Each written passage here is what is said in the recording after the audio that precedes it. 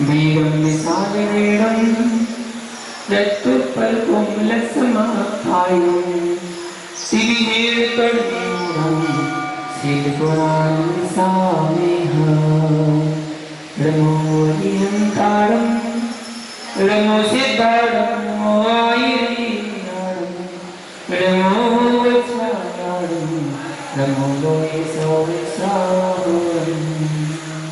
जब ललितानी संतोषी भगवान की इस वंदनीय महावीर भगवान की धर्म पूज्य गुरुदेव ग्रंथाचार्य समुदाय सकल महाविराज की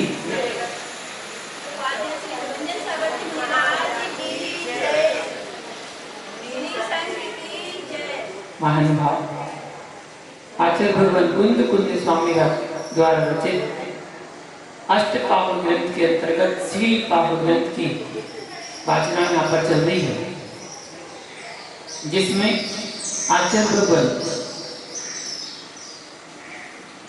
23वीं नंबर गाथा यहाँ पर वर्णित कर रहे हैं और त्रेत गति के दुखों का जहाँ पर वर्णन चल रहा है उसकी व्याख्या को कल जान रहे थे।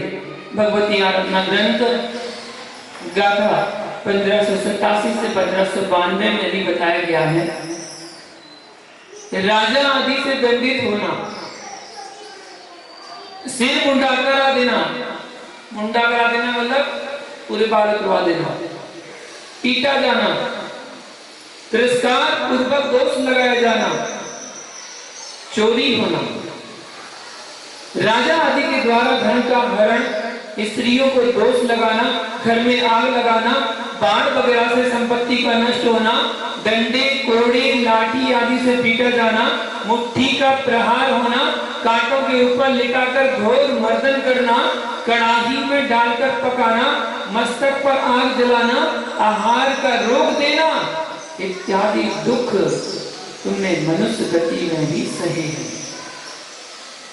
हाथी के पैर से दबाया जाना, सांकल चमड़े की रस्सी या साधारण रस्सी से बांधा जाना, दोनों हाथ पीछे करके बांधना, गर्दन में रस्सी डालकर वृक्ष से लटकाना, गड्डी में डालकर उसे पूर देना, कान, ओष्ठ और नाक काटना, दांत तोड़ना, आंखें निकाल लेना, जीभ उखाड़ देना इत्यादि दुख तुमने भोगे हैं।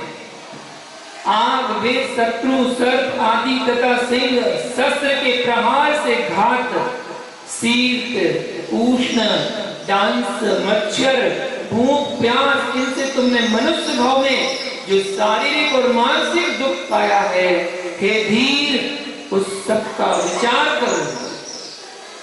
ज्ञानानंद ग्रंथ में दूसरे अध्याय में 8वें से 12वें नंबर के श्लोक में बताया गया है कि हे मूढ़, इंद्रियों के विषयों से उत्पन्न सुख क्षण क्षण में नष्ट होने वाले हैं। उनमें अनुराग करके तीनों लोक नष्ट हो चुके। संसार रूपी समुद्र के भीतर उत्पन्न होने वाले मनुष्यों के सभी संबंध विपत्ति के स्थान है और अंत में नीरस आनंद रहित स्थिति होती है। हे भक्त जीव, तू शरीर को रोगों से घिरा, यौवन को बुढ़ापे से घिरा हुआ, धन संपत्ति को विनाशजन्य, पीड़ादायक और जीवन को मरण जन्य व्यथा का अनुभव कराने वाला समझ, पवित्र आकार को धारण करने वाले जो पदार्थ यहाँ प्राणियों के द्वारा पूर्वांश में देखे जाते हैं वे मध्याह्न में नहीं देखे जाते किंतु नष्ट हो जाते हैं। हे मूर्ख, संसार में जो सुख और जो दुख सामने अवस्थित हैं उन दोनों को यदि तराजू के ऊपर तौलने की कल्पना की जाए तो उनमें सुख की अपेक्षा दुख अनंत गुना प्रतीत होगा। विविध गतियों में प्राप्त होने वाले दुखों की समीक्षा आचार्य अमित गति ने सुभाषित रत्न संदोहे पहले अध्याय के 11वें नंबर श्लोक में इस प्रकार उपदेश दिया। उन्होंने कहा, यदि किसी तरह पुण्य क्षीण होने से मनुष्यत्व नष्ट हो जाए तो संसारी प्राणियों को पुनः उस मनुष्यत्व की प्राप्ति दुख से ही होती है। अतः यदि जन्म मरण से मुक्त मुक्ति के सुख को प्राप्त करने की तुम्हारी इच्छा हो तो विषयों की आशा को मिटाकर धर्म के आचरण में यत्नशील हो जाओ। देवेषु अपि दौर्भाग्य। यदि विषयासक्त जीव देवों में उत्पन्न होते भी हैं तो भी वहां वे दौर्भाग्य ही प्राप्त करते हैं। मोक्ष को छोड़कर कहीं भी शाश्वत व पूर्ण सुख नहीं है। यद्यपि मनुष्य की अपेक्षा देव अधिक भोग संपदा का अनुभव करते हैं, तथापि वहां सुख की तारतम्यता मतलब हीना दिखता रहती है। कुछ देव समृद्धि की दृष्टि से किन्हीं से हीन होते हैं और कुछ ही देव सर्वाधिक समृद्ध होते हैं। पुण्य क्षीण हो जाने पर उनकी स्वर्ग से च्युति होती ही है। कुछ देवों में भी विषय तृष्णा रूप व्याधि होती है। वह स्वभावतः दुख को ही उत्पन्न करती है। विषय तृष्णा से जनित व्याधि को दूर करने के लिए मनुष्यों की तरह ही देवता विषय रति करते हैं। वह सब उन देवों के लिए दुख रूप ही होता है। ऐसा प्रवचन सार ग्रंथ पहले अध्याय के 63-64 नंबर गाथा में बताया, इस प्रकार स्पष्ट किया गया है। स्वभावतः इंद्रियों से पीड़ित मनुष्य असुर व स्वर्गवासी देवों के इंद्र उस इंद्रिय जनित दुख को सहन करने में असमर्थ होते हुए रमणीय इंद्रिय जनित सुखों में रमण करते हैं। जिन जीवों को विषयों में प्रीति रति होती है उनके स्वभावता ही दुख है, ऐसा जाने, क्योंकि वह इंद्रिय जनित दुख निश्चय से सहज उत्पन्न हुआ ना होता तो विषयों के सेवन हेतु इंद्रियों की प्रवृत्ति भी नहीं होती। देवों में भी दुख होता है। इस विषय में कार्तिक अनुपृच्छा ग्रंथ गाथा 58 से 62 में कहा गया है, जिस किसी तरह पुण्यार्जन से जीव देव अर्थात देव गति में उत्पन्न होता है तो महार्दिक देवों की रिद्धि संपदा को देखकर उसे मानसिक दुख होता है कि उसके पास रिद्धि है, मेरे पास नहीं। महार्दिक देवों का विषय सुख की बड़ी तृष्णा होती है, इसलिए उन्हें भी अपने प्रिय देव देवांगनाओं के वियोग का दुख होता है। शारीरिक दुख से मानसिक दुख बड़ा होता है। शारीरिक दुख तो जल्दी भर जाता है, चोट लगी भर जाती है, घाव में दवाई औषधि आदि लगाई भर जाती है, लेकिन मानसिक दुख बहुत बड़ा होता है, क्योंकि मन की जो उथल पुथल है वो व्यक्ति को डिप्रेशन में डाल देती है, बीमारी पैदा कर देती है। वो अपने आप ही बोलने लगता है, अपने आप पागल जैसा हो जाता है, उन्मत्त हो जाता है, क्योंकि जिसका मन दुखी होता है उसे विषय भी दुखदायक प्रतीत होते हैं। इसलिए संसार में कोई काम करो तो बस इतना काम करो कि मन शांत रहो। जिसका मन शांत रहता है उसको यदि व्यापार में घाटा भी लग जाए तब भी उसको झेल लेता है, परिणामों को झेल लेता है। इसलिए अपने मन को शांत रखने की कोशिश करें। हर समय हर वक्त यही चिंतन मंथन मनन करें कि किस कार्य करने से हमारा मन शांत हो जाए। बस मन को शांत करने के भाव रखिए।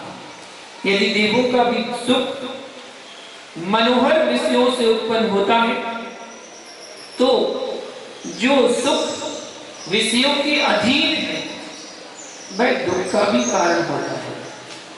इस प्रकार परमार्थ से विचार करने पर सर्वथा असार व दुखों के सागर इस भयानक संसार में क्या किसी को भी सुख है? अर्थात किसी को भी संसार में सुख नहीं है।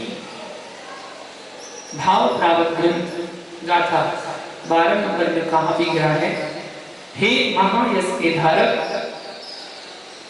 तूने शुभ भावना से रहित होकर स्वर्ग लोक में देव देवियों का वियोग होने पर तीव्र मानसिक दुख प्राप्त किया है।